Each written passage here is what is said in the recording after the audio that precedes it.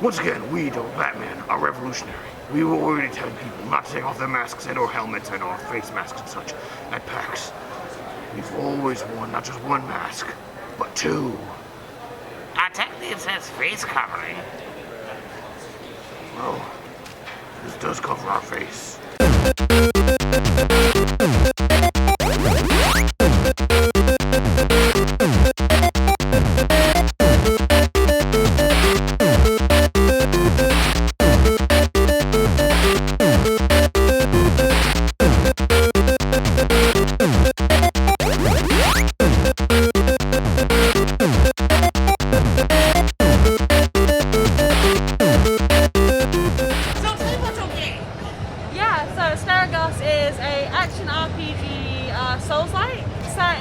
Beautiful world, like really heavily fantasy based, inspired by Grecian mythology, and it follows the journey of a young warrior as she travels to a city where a mysterious curse has started to take over the city.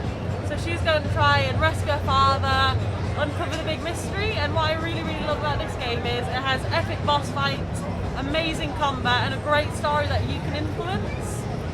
Well, okay, not to poo-poo too much. Those are all things that Dark Souls does really well. The other games here, they're trying to combine Dark Souls with a platformer or Dark Souls with a match 3. You're just taking Dark Souls head on here, and with just about Elden Ring. So what really makes this stand out? So I think what really makes this different from the likes of, Dark Souls and Elden Ring is it has such a heavy emphasis on story. So you can influence it with the decisions you make. It's got all side quests.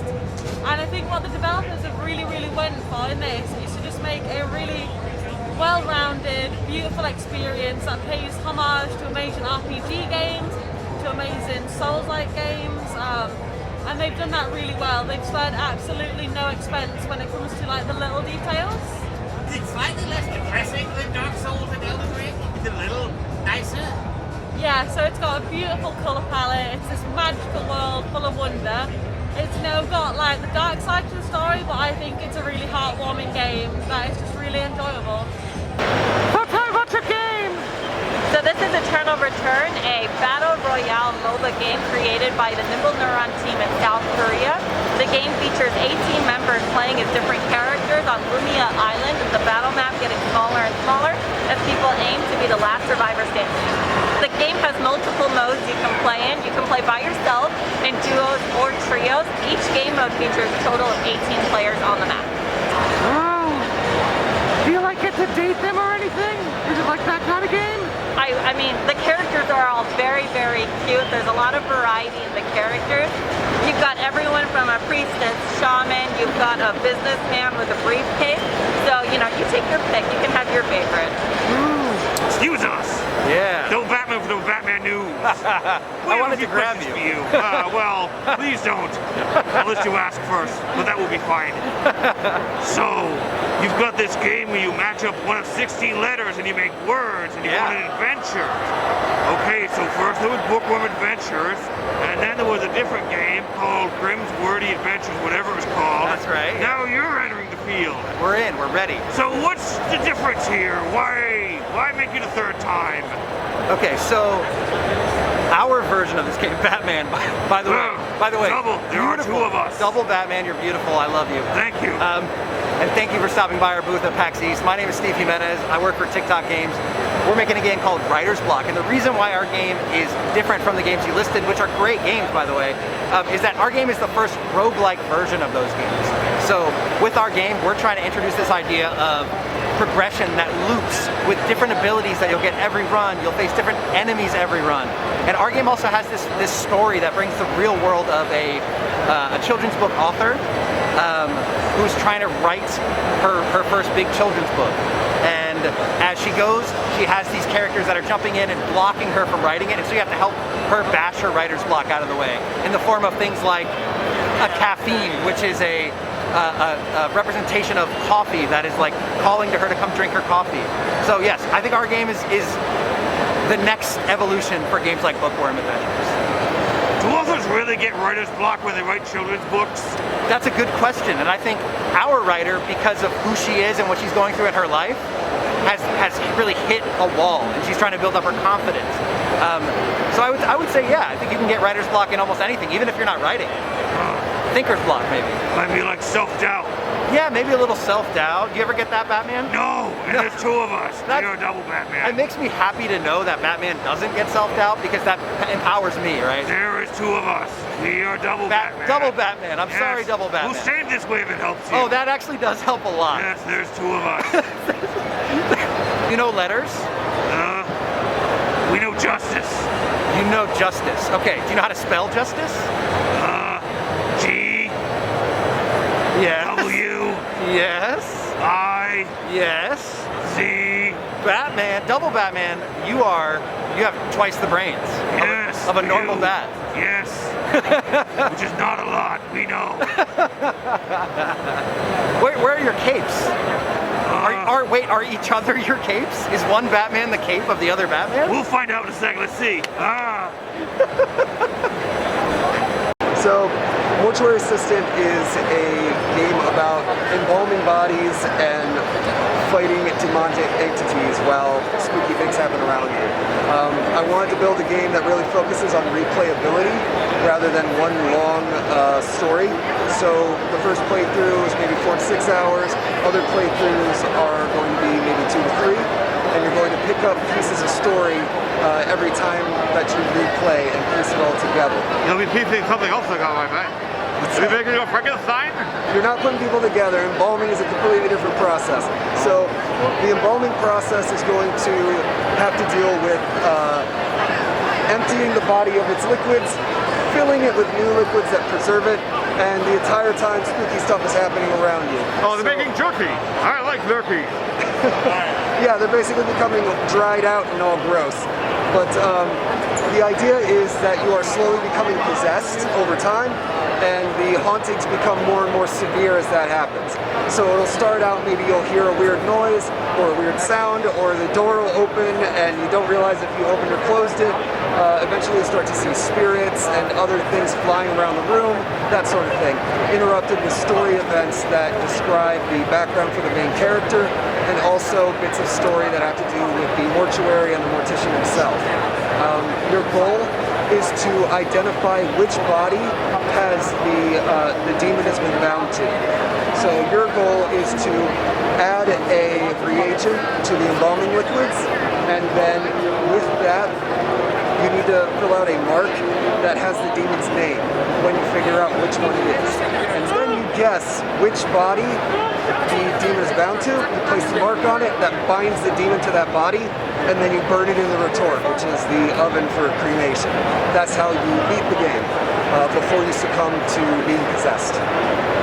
How are you helping these dead bodies get swole and jacked for a beat season? How do I get swole and jacked? Yeah. I mean, I think maybe you get some creatine, protein powder, you mix those together. And let's fill the muscles with it. Just pump it right in there. We'll throw, yeah, if we get like a nice deep turbo, we'll get in there and give you all the protein you need. Yep. Anywhere you want. Very cool.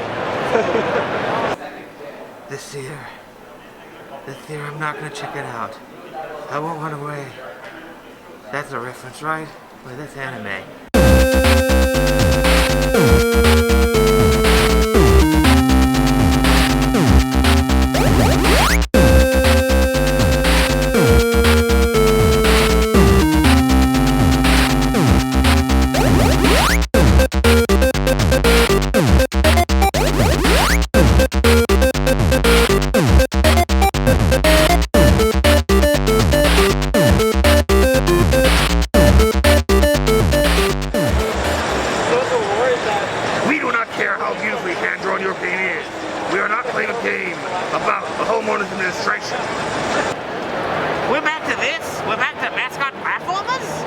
We are. It seems like we are. I hope we are. So tell me about this. What made you crazy people decide to bring this back up? So Kyla Kangaroo's been around for 21 years, a long time. Started off in the Dreamcast, PC, and then we had the sequel on PS2, Xbox, and GameCube. The third one didn't come out outside of Europe, so the Americans didn't get it, unfortunately. And then after that release, a few years later, we had a lot of people that wanted Kyla to come back. So the community started making a hashtag on social media. We had Facebook posts called Bring Back KO. So we brought that one back to Steam, remastered with new controls and different features. People loved it and they wanted more of it. So we thought, hey, why not? Why not make another one? So here we are with a reboot. Ooh. So this will be the biggest thing to come out of the Dreamcast since MDK and Firefighters. Very nice. So, you remember there was a certain Kickstarter game from back in the day called Ukulele, which I liked. A lot of people sort of had problems with. What are you doing to ensure there's not a ukulele-shaped hole in our hearts for this one? Well, we're making sure the controls are tight, that the levels are well designed, there's plenty of collectibles, plenty of puzzles. We want to really make sure that we nail that nostalgic feel while not being a complete love letter. We still want to give you something a little bit different. We're hoping to bridge the gap between different generations, you know, so you got people that love the traditional platformers, but also some of the more modern stuff. And we're pretty confident, especially the reactions we had from the demo, that we're doing a pretty good job of that. Gotta be careful with collectible stuff. If you turn into Donkey Kong 64, there's way too much to get. So you gotta find the right balance. Exactly, we've got to find the right balance. That's something we spent a lot of time. We've had plenty of play tests, we've had a few public demos. We really looked at all the reactions because without the players, without the fans, the series wouldn't be here. So we're really focusing on this idea of feedback and what makes a good platformer, what makes a platformer relevant to this day. But also, we want it to be fun. We want mascots back. We love 3D platformers, we love the resurgence in them. You've seen Glover come back, you've heard the rumors about Gex, Crash has come back, Spyro's come back. So I think we're in a good time to really see this resurgence in 3D platformers, including our little Polish kangaroo. I didn't hear the Gex rumors, oh man. Maybe Data Cool just needs money, I don't know. It's a leak, it's official. Hello? Hi. So what's up with your game? Well, I'm Sean from Brew. We're making Cuisinaire. Cuisinaire is isometric action roguelite with a restaurant attached. Okay. Do you remember a game called Moonlighter? Yeah, so basically I think you could say it's a little bit like Moonlighter, but instead of a shop, it's a restaurant. Also, the action is all in isometric form rather than top-down. Are you chopping up the monsters that you find in the dungeon and eating them? More or less. More or less. That's kind of cool. You get to eat like, what kind of monster? Like dragon or goblin? Ew, goblin. Well, I think they're more like food-related monsters. For example, there's like a chili, sentient chili, and then those are things that you can fight as well. One of the enemies is like a great ghost pepper. So that again is a boss. Caliente. So this is kind of like Moonlighter meets Bugsnax or something. Something like that. Some people have described it as Hades meets Diner Dash. Oh, gosh, we're doing all the things, aren't we? See, I like this game because I used to have food in my neck, but, you know, I don't do it anymore because everyone's got masks, so I just don't know what to say anymore. I just used to always just fling my candy around like nothing, but now I just feel so empty. I need to fill the hole in my body with food. It's really sad. Sorry, what's the last bit? So tell me about your game! Yes! I'm excited to meet you too! Very excited to meet you guys. Hello friend, hello friends on that side. This is Chromatic Games. Let me talk to you about our Dungeon Defenders franchise. Do you know anything about it, bud? No! So let's start from the beginning. We are historically known for our tower defense mid-action RPG games, but we introduced something completely new for PAX. We have a new roguelike adventure. This is Dungeon Defenders going rogue. Much more fast-paced aspects to the game. Instead of grinding for 3 hours or 4, which everybody loves doing, if you only have 20 or 40 minutes to have fun, this is your title. New rune system, not a tower defense game, but we have tower elements in our roguelike. And the most important thing on it, we want you to have fun with your friends, so this is also a 4-player co-op like all the other games that we have on our franchise. Tons of fun, tons of loot, tons of runes. What else can you get out of a roguelike? Hey! Lots of people are doing roguelike. Yes. What makes those different? Tower and tower. Actually, the way that the towers work on a roguelike, which I cannot point another roguelike with tower defense elements in it, is you cannot build and then just sit back and relax. You gotta keep on engaging because your towers are gonna disappear in a matter of seconds. So you gotta put them right in front of your enemy lines, go do something else, take care of some other gates, and come back to check where you at, because hey, they're not gonna be there forever. So very, very different. And then also the co-op aspect of it. There's only a few titles right now that are roguelike and have co-op going on. So we have the roguelike, the co-op, and the tower defense all in one cool package by your friends at Chromatic Games. If only I had friends. We can take care of that, because you can join our Discord servers and we'll match you. There's a lot of people that want to play, so if you want to have some matchmaking, just hit our Discords and you'll have a lot of friends in a matter of seconds. Oh, Hey, did yours free? I'm gonna go up there, I gotta cut a rug. Is this one of those PAX stories that ends with, and that's when I was taken up by security? No, Mr. Double Bat Sarcasm Man. It ends with me getting taken up by security because I started actually cutting up the rug with gardening shears. Why? Whatever. We don't care. Yeah, so remember to eject, otherwise the profile will be deleted from the Xbox. If you die during a match, then like proper die, not eject successfully. What?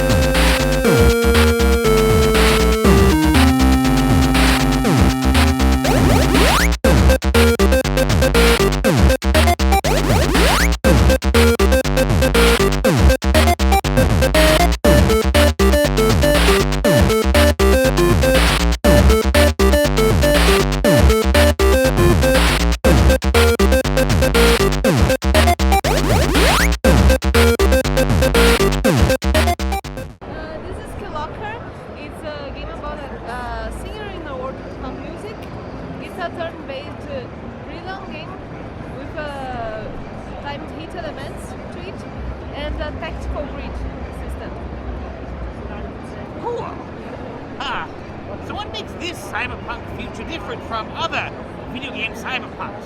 What stands out here? What's different?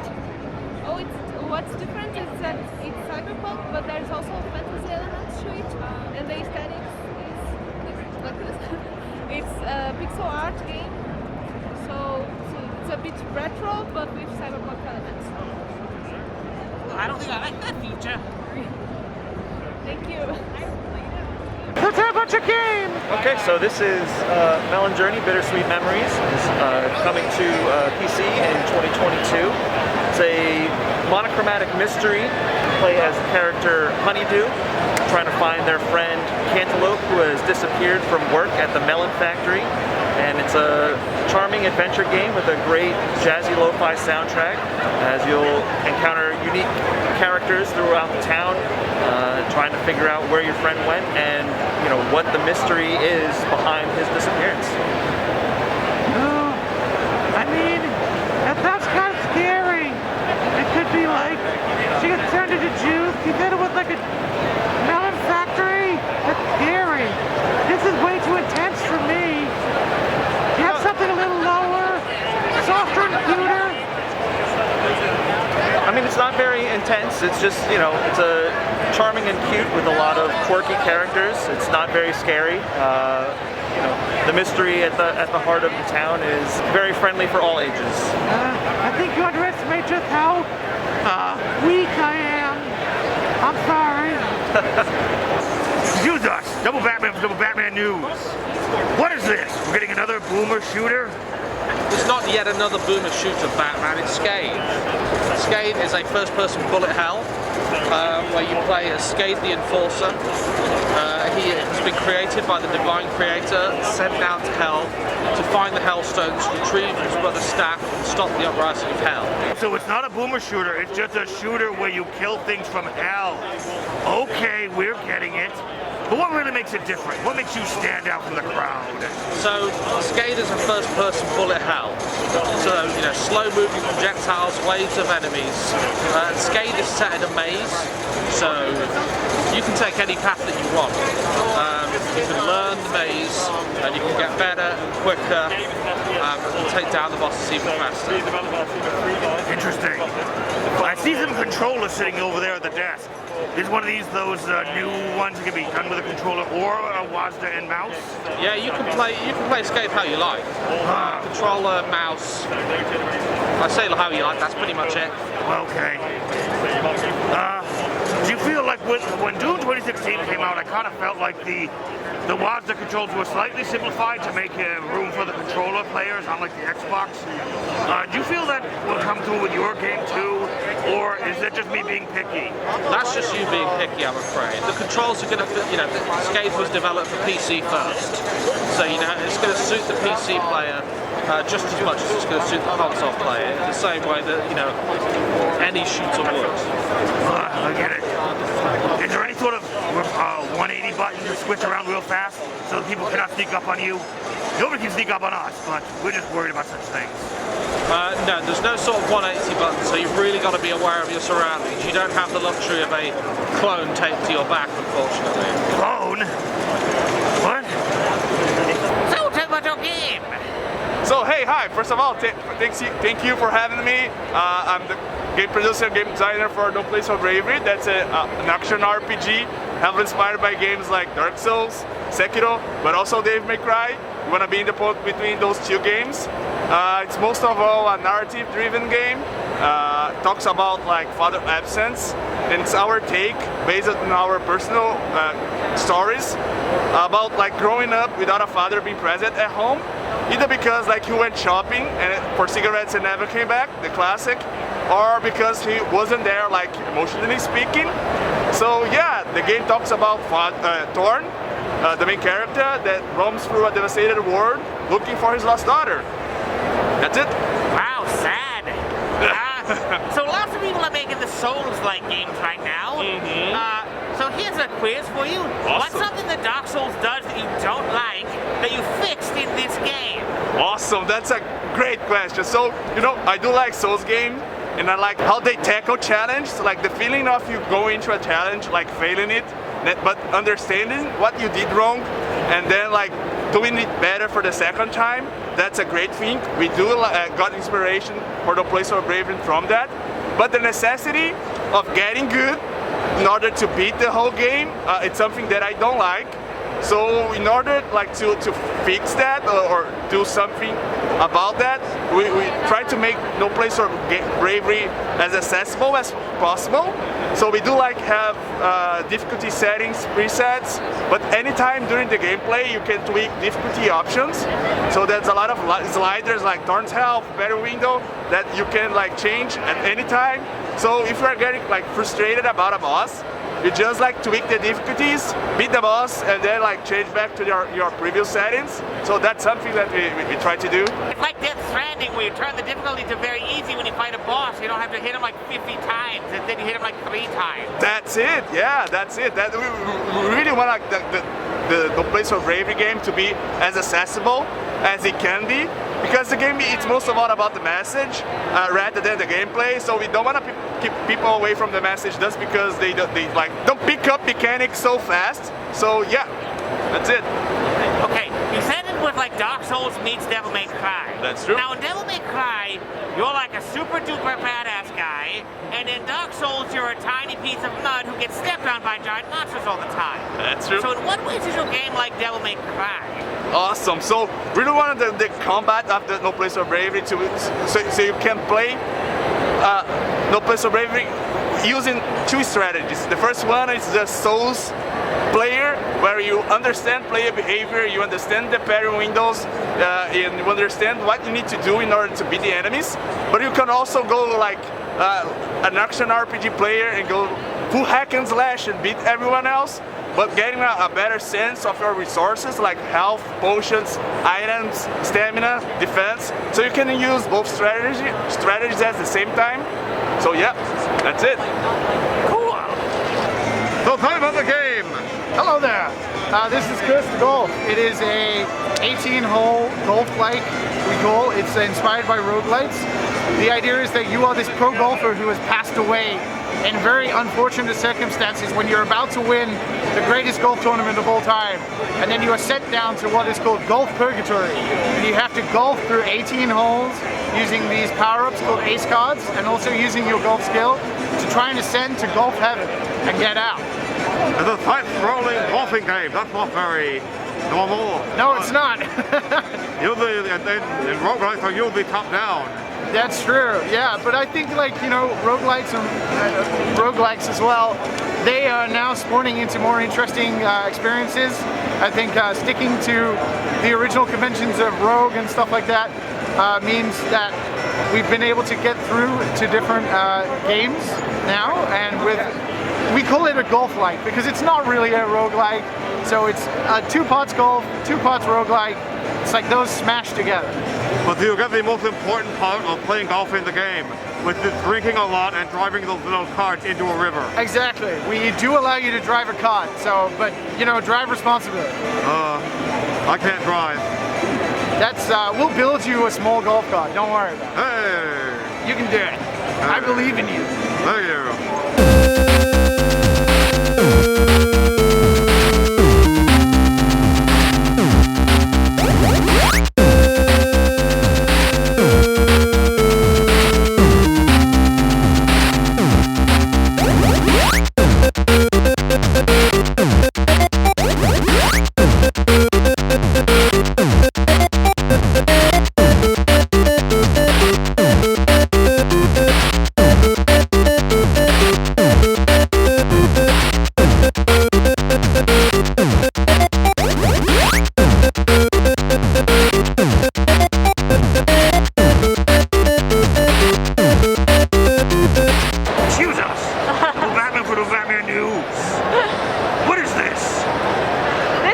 Was A Teenage Exocolonist, which is a narrative RPG with card battling mechanics.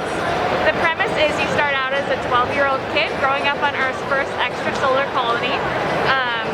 So you play year by year, going from 12 to 19, and you have all those challenges that come with growing up. So puberty, there are dateable characters. When you get a bit older, you can make friends, enemies. But on top of all that, you are in a hostile planet where nobody really knows what's going on, and you have to figure out how best to make your choices. It's super duper choice-based. There are around 30 endings in the game, and your choices determine the success or failure of your colony. We are going to level with you. We thought this said the I Was A Teenage Ex-Con. We were looking to do some justice. Sorry, Batman. Wait, there is two of us. We are double Batman. Yeah, guys. Let's get it right. Well, Sucker for Love is it's a dating sim psychological horror where you try to smooch eldritch horrors based on Lovecraftian monsters before you go completely insane.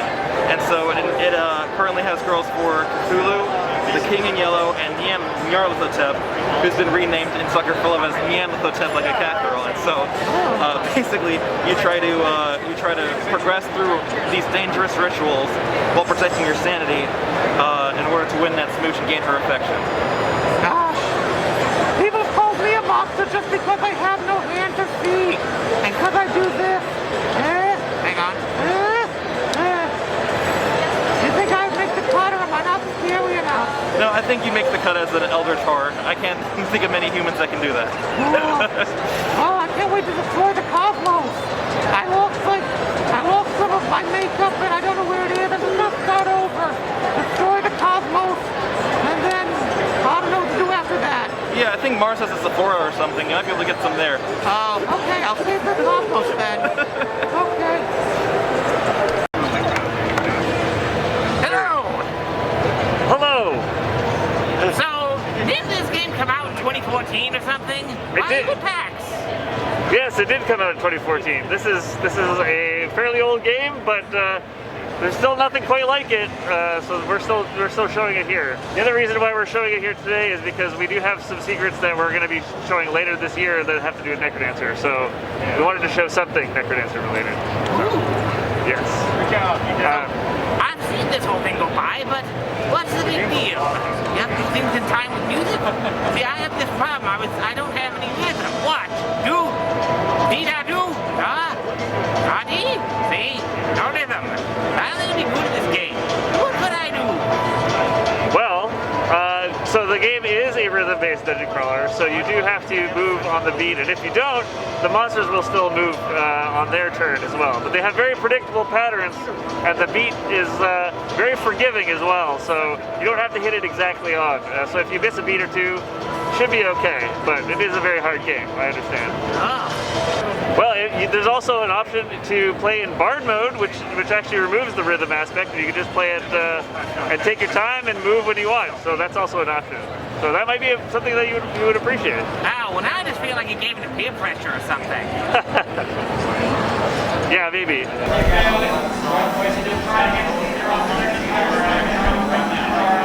Eject. I failed. And not only is the world going to be destroyed, I spent so long trying to learn the game that PAX is almost over. You were in there for 6 minutes. Shut up. Oh. I guess I gotta go out there and do more PAX. Hello. I saw somebody with. What's your name? They call me Tube Guy, but I guess I don't really have a name. What's this game? So this game is MacPixel 3. This is MacPixel, and this is a journey to save the day. I'm going to take a sausage on my way, maybe another one. That's a good idea. Thank you. You've given me and I'm going to go on a trip to save the day.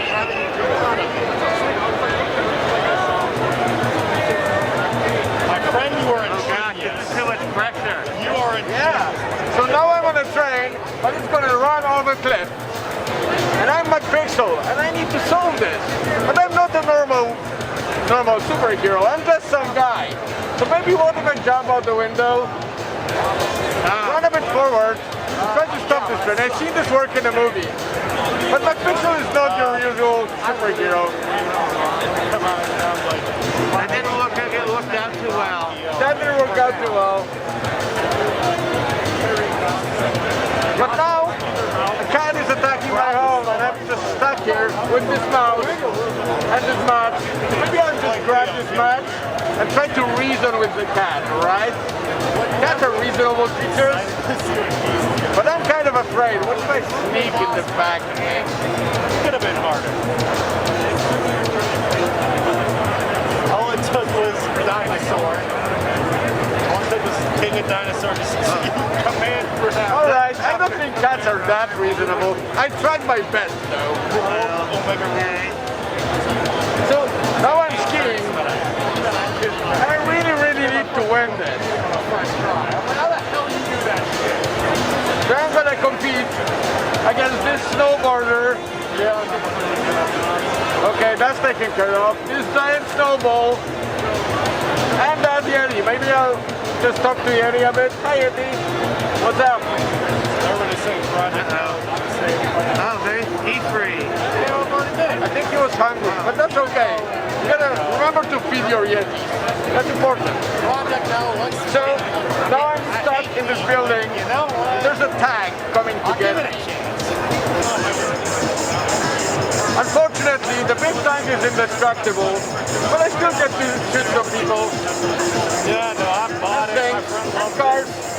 I gotta be honest, this game seems kind of random, and it looks like you lose a lot. I am doing my best. You're doing your best by shooting the civilians and the people trying to help? Oh no, these were soldiers. You can shoot them, alright? Okay. Alright, I'm gonna try really hard this time. Excellent is all there is, because fighters. How about I could like jump into the spaceship? Oh no. That didn't work. What's that got to do with that? You peed as an asteroid appeared? But at least I don't want to pee anymore. It's something. That's one way to look at it, I suppose. Nice job. Okay, I'm gonna focus really good right now. So I'm gonna follow this guy. Grab a parachute on my way. Hop on. I'm gonna grab the parachute. But there was Steve in the parachute. And Steve is not like my fiction. Steve is just some guy. He doesn't save the day. He just does normal guy stuff like summoning demons. So what do I pick? What should I pick? Money. Money. What else? Lemon. Money and lemon. What do you think it's gonna be? Lemon money? I don't know. Lemon money. That's right. Summon the lemonade stand. Oh. Yeah, I suppose that makes a bit of sense. So that seems. Yeah, but back here? I'm back here and I'm gonna keep going until I save all the day. And maybe this game is weird, but at least before I try again, I'm gonna save this fish. Look, it survived. The fish is okay. On the track. No way I think that. Okay, sure, we'll go with it. It's not even afraid not gonna fall off a cliff anymore. Okay. Just pull the brake.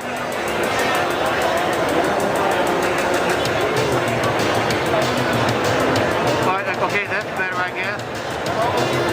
What the hell is the point of this game? Like, I don't get it. You saved the day. Okay. But you also don't have to if you don't want to. But if you want, I can skewer this cheese like a mouse and feed it to a cat. Cats love cheese. They do? Yeah, they do. Oh. This one does. Okay.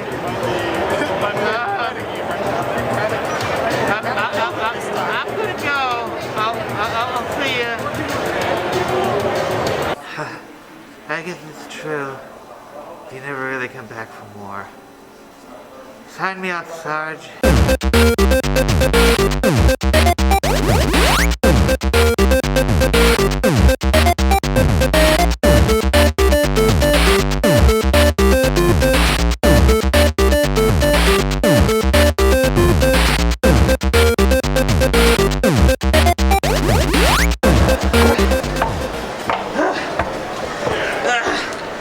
Why is this the only escalator? It's not working. You know, I'm still carrying you. Shut up. You're not here. We have to pretend like you're not carrying me around. But we've Cyberpunk elements. I don't think I like that future. Thank you. I can barely hear you. I'm sorry. I hope the mic's picking it up. I couldn't tell what you were saying. I'm sorry. What's your position at the company? Creative director. Creative director of TikTok Games. TikTok. TICTOC. Well, did someone get there first then? Like, did you get there before? We got there first. Yeah. Before TikTok? Yeah, we got there first. A likely story. Batman, you're in the shirt. Stay in the shirt. And then we had the sequel on PS2, Xbox and GameCube. The third one didn't come out outside of Europe, so the Americans didn't get it, unfortunately. And now we're back. We had a PSP version, the Game Boy Advance version, and after a community decided that they wanted more Kyla Kangaroo, they started a hashtag on Twitter. They got a lot of traction, so we give them a second one again on Steam. I'm gonna stop you. I don't think we can do this. Yeah, it's fine. Let's just wait a minute. I was thinking that. Yeah, I don't know how good these sound to me. This would be the ultimate test. I'll check this footage tonight. I love this, by the way. Yeah, this is what I do. It reminds me of a Toxic Avenger. Sort of, yeah. Yeah. Video going. Okay. Sound going. My friend will be here in just a second. No problem. Hello! So tell me about your game.